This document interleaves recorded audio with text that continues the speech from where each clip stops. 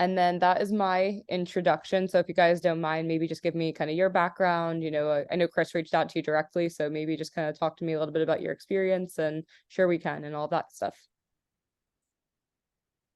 Sure. Well, my name's Ryan Castalia. I'm the executive director of Sure We Can. I've worked here since 2018, but the organization was founded in 2007.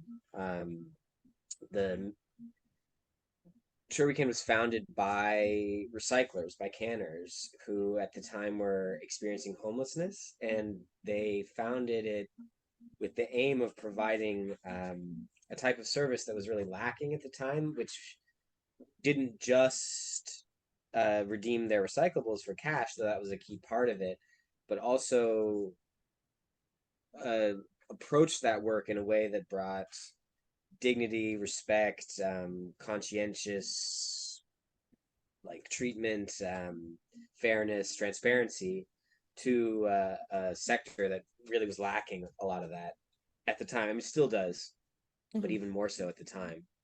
Um, so we've we're a canner sensitive redemption center, or like that's. I apologize. I'm a little ill, so my brain isn't firing at its normal pace. That's So okay. I'm That's sorry why if I'm off camera today, so we're very much on the same page. okay. Well, I'm sorry Um, if I don't make sense. Just stop me. So the idea was to really provide a safe space for canners to earn income and also to form community, to be people.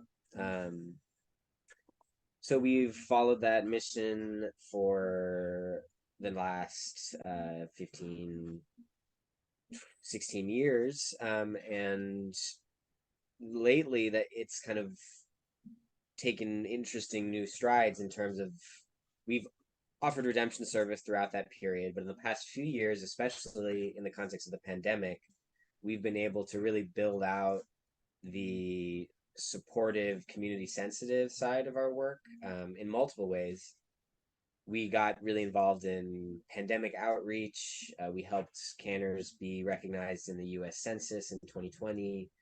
Um, and, something that Christine's really been a strong leader in is we've taken really notable strides in organizing New York City canners to have a context where they can advocate directly for their own interests rather than being represented by an organization like Sure We Can. So just this past summer and autumn, we actually were able to what's the right word like institute formalize this sort of semi-autonomous what we hope to be essentially a union of canners here in New York City, now called the Alliance of Independent Recyclers, and they have now their own elected officers and their own meeting system, and hopefully it's a context that can expand beyond just canners who come to Sure We Can, but really to include all canners in New York City, and again create this environment where they can advocate to institutions, to redemption centers, even to Sure We Can as an autonomous group rather than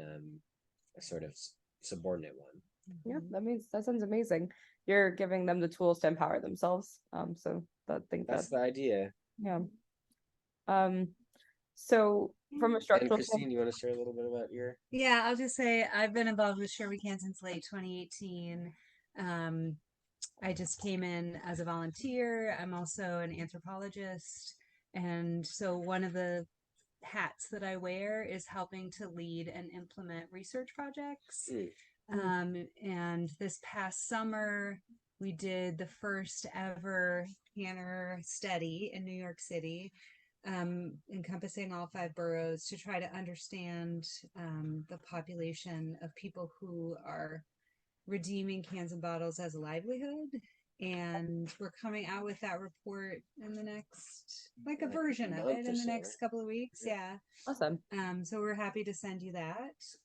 Um, I imagine that New Jersey, at the point at which you are able to get a bottle bill passed, that things will be very different in suburban and rural areas versus urban areas. And so Yeah. I would say, yeah, that's going to be something to kind of be keyed into in New York City. Most people don't redeem their own cans and bottles because it's logistically challenging.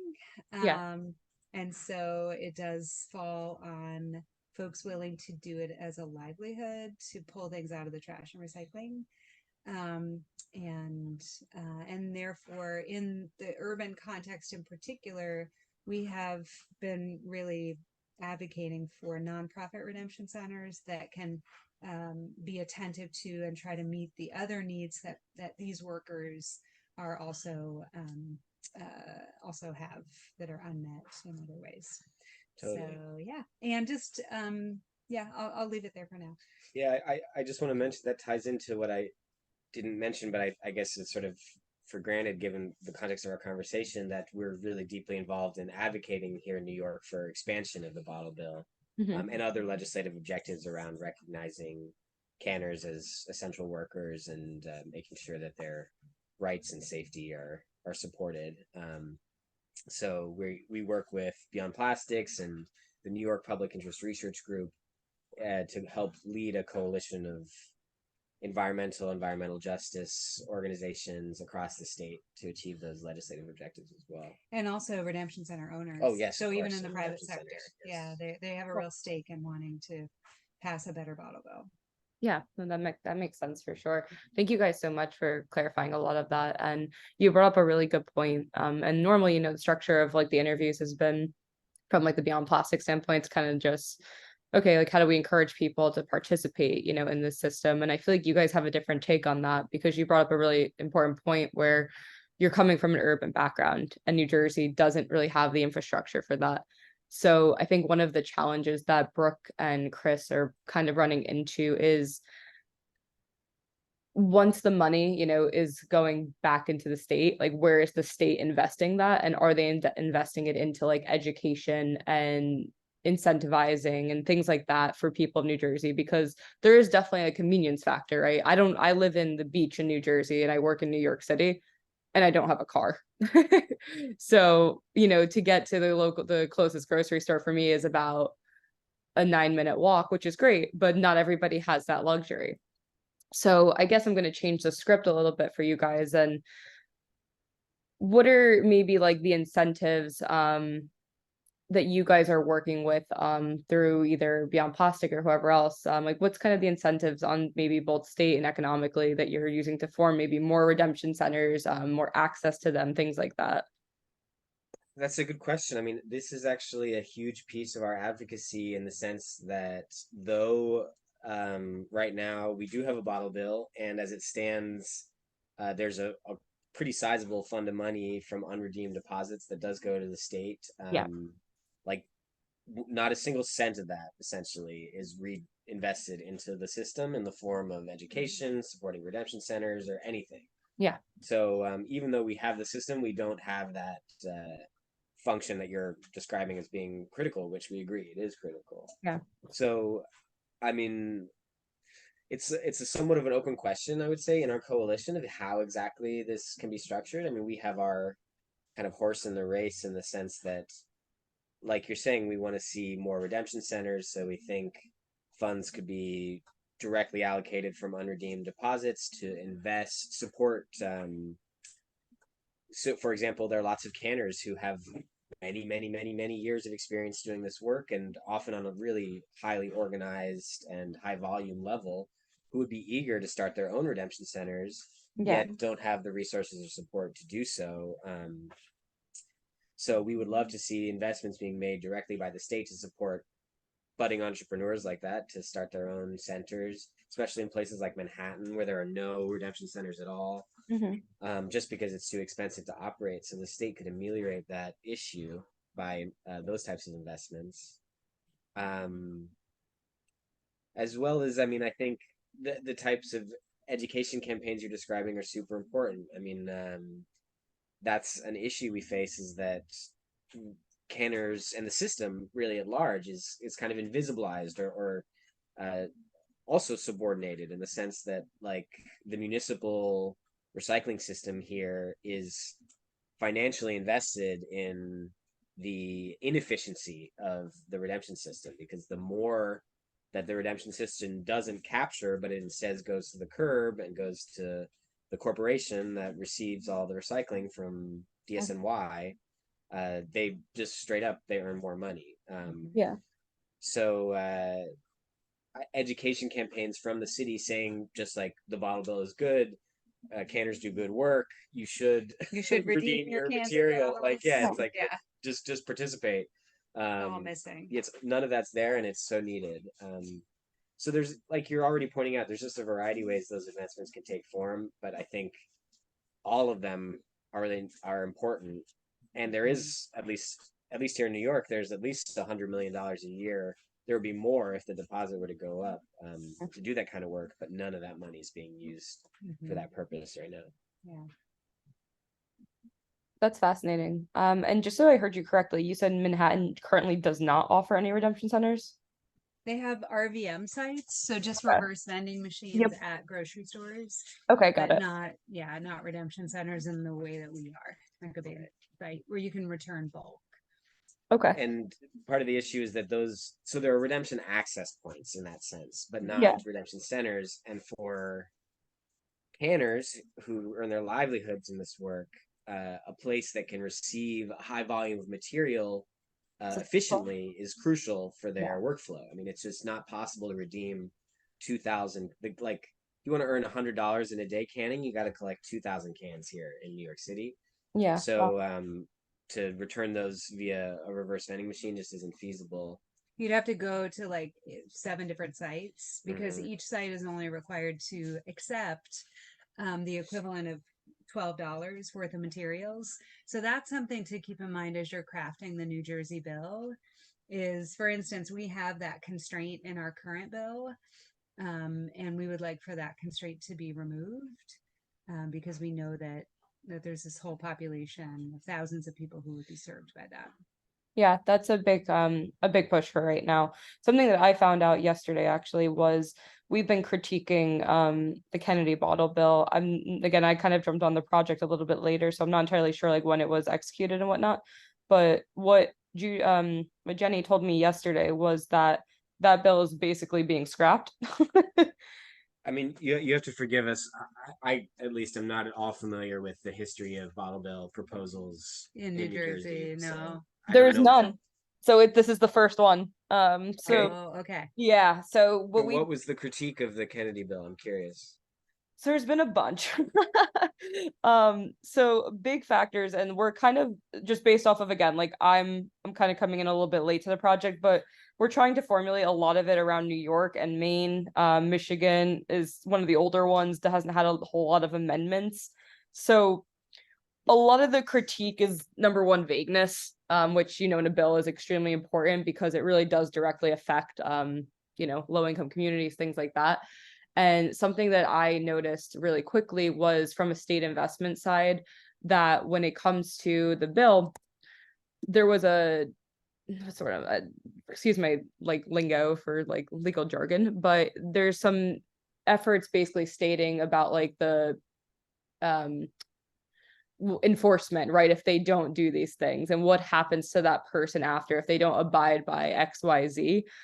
So I know that NJEJ specifically is really trying to figure out, well, what exactly does that mean for that canner, for that person if they do that thing, right? If they go over a state line or if they go to another facility and they get like, what does that mean for that person? So I know that that was a really big critique, just in terms of like what's happening to that person if they don't follow XYZ perfectly. Okay, interesting. And was there a handling fee that was written into that proposal? So at the current moment, to my knowledge, Yeah. we have I don't think we have a handling fee at the moment. Okay, that's really critical. Yeah. Really, really critical. And one of the reasons that the Oregon model has been really challenging is even though it's 10 cents and even though it is centralized so that people returning materials don't have to sort them by distributor, Yeah. those are great, but there's no handling fee, which means that there is no incentive for either on the for-profit side or on the nonprofit side to open a redemption center because there's no way you can earn money doing it to pay your expenses. Yeah. And a handling fee is really critical. That's, I Mhm. mean, that's what we would recommend. Yeah. Absolutely. And Ours it's is 3.5 cents now. We're trying to get it increased to 5 cents. Yeah, that was a big and it's sorry, such Chris. a key piece for this thing about community level entrepreneurship. Like I think we really see a handling fee as the only way for canners to be empowered to take like a logistical responsibility in the system and start their own centers and participate in Or that even way. non-canner or small entrepreneurs, Well, yeah, right? whoever, Yeah. exactly. Anybody at the local level, as opposed to, a major corporation. Right. And though there are inefficiencies associated with that level of independence, I think it's worth it in terms of having a robust and kind of healthy ecosystem within the sector. No, I think that's really great advice. And something that Jenny and I did talk about yesterday was, Oregon being one of the oldest, if not the oldest, if I remember correctly. Um, there's there's been a lot of between like lobbying from obviously the corporation side, things like that. Like there's been a lot of like people working against like amending bottle bills. So I know that because New Jersey's in a really unique situation because we don't technically have one yet. So an amendment doesn't have to be made. So it puts us, maybe a little bit behind in terms of, what we should have been doing anyway, especially when all of our neighboring states are doing it. But it also puts us at a unique position because we can formulate it so critically based off of so many different guess and check and like processes that have worked for other states. And I was actually going to tie into my second question for you guys. And I would say if there was like outside of the handling fee, if there's things from the New York bill that you guys think would be essential for New Jersey, what would you consider? Like if you guys could rewrite New York's bill tomorrow, what does that look like for you in an ideal world? Well, I mean, there's really basic things that we advocate for, like any bottle bill, and we even have some resources we could share with you on like what Yeah. we think is a sort of gold standard for a bottle bill.